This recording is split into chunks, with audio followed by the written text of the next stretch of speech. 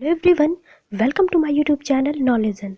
दोस्तों, सभी शिक्षकों को स्कूल में अब लेसन प्लान बना करके सभी पाठों को पढ़ाना है स्कूल में। तो इसलिए मैंने सोचा कि क्यों ना मैं आप लोगों के लिए कुछ सैंपल बना दूं, जिससे कि आप लोगों को आसानी हो। आप इस प्लान के मुताबिक अपने जो और भी चैप्टर्स हैं उनके बना सकते हैं। ये इंग्लिश का मैंने बनाया है, और भी सारे सब्जेक्ट्स के मैं धीरे धीरे अपलोड करूँगी।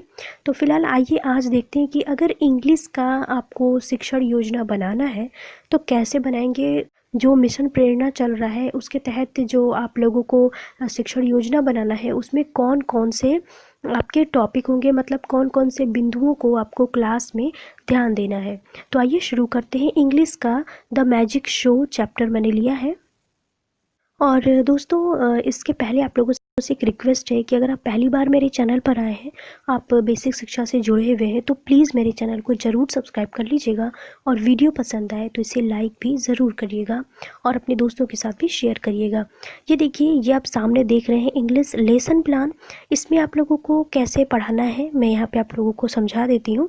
देखिए, सबसे पहले आपको यहाँ डेट डालना है, एक कॉलम बनाना है, बिल्कुल सिंपल सा है, ज़्यादा दिक्कत नहीं है इसमें। आपको डेट लिखना है, फिर आपको क्लास, कौन से क्लास में पढ़ाना है, सब्जेक्ट का नाम लिखना है, और फिर टाइम। मैंने यहाँ पे 40 मिनट लिखा है। इसके बाद आप, उसके बाद आप चाहें तो पीरियड लिख सकते हैं, यानी कि किस घंटे में आप पढ़ा रहे हैं। ठीक है। उसके बाद सबसे पहला पॉइंट होगा आपका लर्निंग आउटकम, यानी कि इस पाठ को पढ़ के बच्चे क्या सीखेंगे, उनको क्या लर्न होगा, उनका जो लर्निंग आउटकम होगा वो क्या होगा। तो इसमें आप लिख सकते हैं जो भी पाठ के आधार पे। जैसे मैंने लिखा है children are able to read and understand the story, यानी कि इसको इस पाठ को पढ़ने के बाद जो चिल्ड्रन हैं, हमारा ये उद्देश्य होगा कि वो इस पाठ को पढ़ लें, इस स्टोरी को, जो इसमें कहानी दी गई है उसको अच्छी तरीके से समझ लें। Children are able to answer the questions, कि उनको हम क्वेश्चंस उनसे हम पूछें, उसके वो आंसर हमें अच्छे से दे सकें। सेकेंड है टॉपिक, कि कौन सा टॉपिक हम ले रहे हैं, यानी कौन सा लेसन हम पढ़ाने वाले हैं। तो मैंने द मैजिक शो लिया है। ठीक है। उसके बाद है रिक्वायर्ड मटेरियल्स, यानी कौन कौन सी चीज़ें आप लोगों को पढ़ाते वक्त ज़रूरत होंगी। तो आप जो भी सहायक सामग्री लें उसको लिख सकते हैं। जैसे मैंने यहाँ पे लिखा है टेक्स्ट बुक्स, पिक्चर्स, आप पिक्चर्स की मदद से पढ़ा सकते हैं। जो टेक्स्ट बुक है उसकी मदद से पढ़ा सकते हैं, यानी जो हमारी इंग्लिश की बुक है रेनबो, उससे। उसके बाद टीचिंग प्रोसेस, मेन देखिए ये शुरू होता है कि टीचिंग लर्निंग प्रोसेस। ठीक है। इसमें हमें स्टेप वाइज लिखना है, और ये बहुत ही सिंपल है, इसको ध्यान से आप देखिए, एक बार में समझ जाएंगे। एक चैप्टर का समझ लेंगे तो सभी को आप आराम से बना सकते हैं। देखिए, इसमें हमें, जैसे मान लीजिए मैंने 40 मिनट का एक क्लास लिया है। अगर आपकी स्कूल में 40 मिनट की एक क्लास चलती है या 35 मिनट की, तो उस हिसाब से आप अपनी योजना बनाइए कि इस 35 मिनट में हमें कैसे चीज़ों को पढ़ाना है, कैसे कैसे।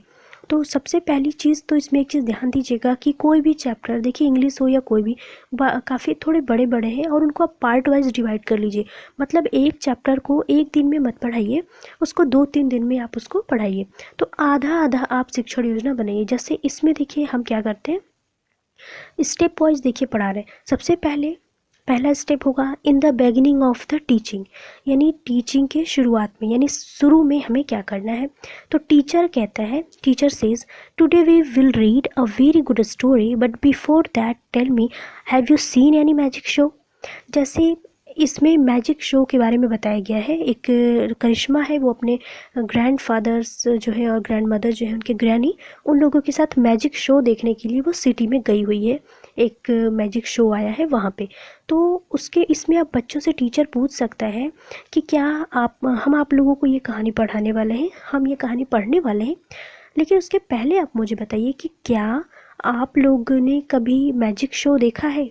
या जैसे आप क्लास में शुरू करते हैं तो पहला प्रोसेस क्या होता है, पढ़ाने से पहले हम उस चैप्टर के बारे में कुछ चीज़ें बच्चों से पूछते हैं ना, तो वो चीज़ें हम उनसे निकलवाएंगे बच्चों से, कि वो, मतलब इससे हम ये, उनका हम पूर्व ज्ञान नापते हैं, इससे भापते हैं कि इनको इन चीज़ के बारे में क्या क्या जानकारी है। फिर जब हमें पता चलता है कि उनका पूर्व ज्ञान कितना है इस कौन इस बात पे कितनी पकड़ है, तो उस हिसाब से हम उनको समझाते हैं। तो पहले पूछेंगे, ठीक है, उसके बाद जो बच्चे हैं वो रिस्पॉन्ड करेंगे। शुरुआती 5-10 मिनट में हम ये करेंगे और इस दौरान जो है वो बच्चों को ऑब्जर्व करेगा।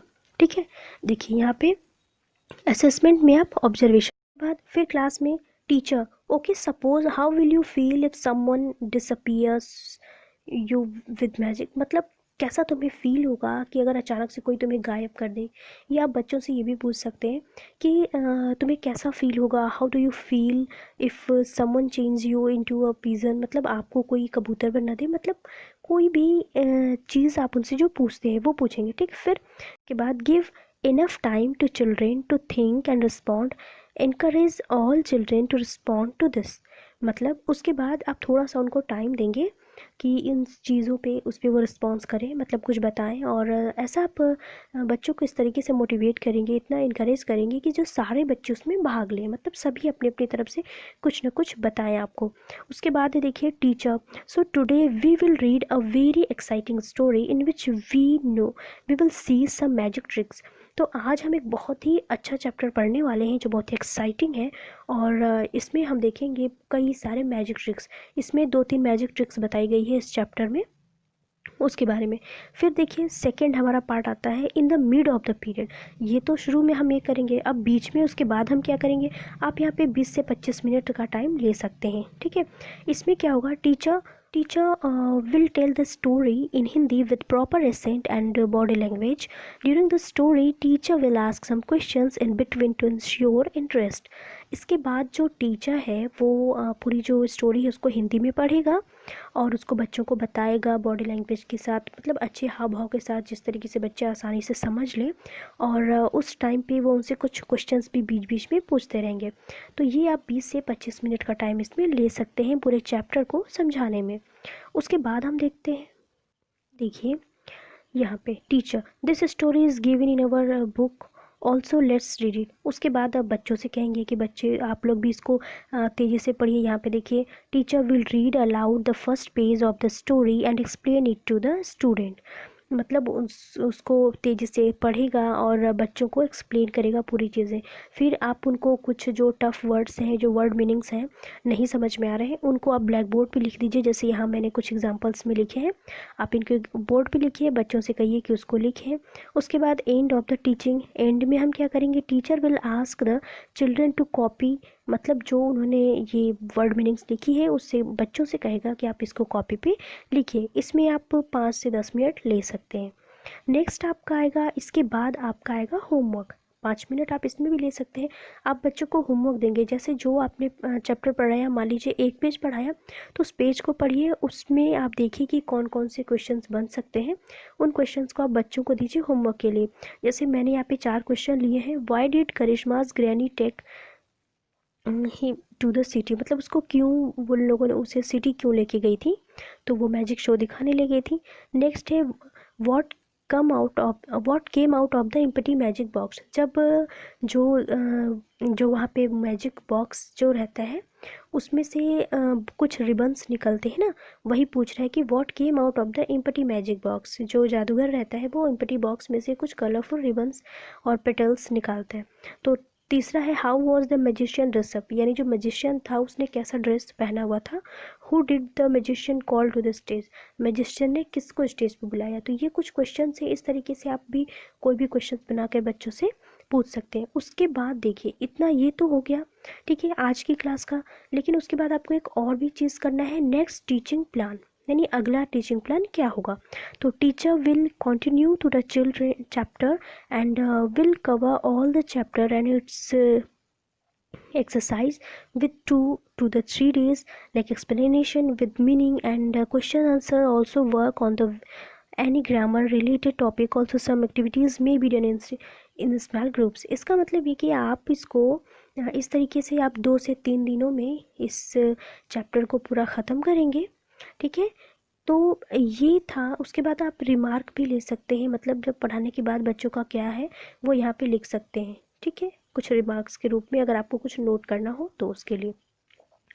तो ये है आपका पूरा टीचिंग प्लान। एक बार मैं आपको सारा फिर से दिखा देती हूँ। ये है देखिए पहला पेज। आप चाहें तो इसका स्क्रीनशॉट लेकर के आप इस तरीके से बना सकते हैं। सेकंड पेज देखिए, ये है सेकंड पेज। सभी की आप स्क्रीनशॉट ले लीजिए। आप मेरा टेलीग्राम चैनल ज्वाइन कर सकते हैं, मैं आपको वहाँ पे भी इसको प्रोवाइड करा सकती हूँ। ये है तीसरा पेज और ये है लास्ट पेज। तो ये था दोस्तों टीचिंग प्लान इंग्लिश का magic show, the magic show chapter का। कैसा लगा मुझे ज़रूर बताइएगा। पसंद आया हो तो वीडियो को लाइक करिएगा। अगर कोई सुझाव हो तो मुझे कमेंट कर सकते हैं। चैनल को ज़रूर सब्सक्राइब करिएगा।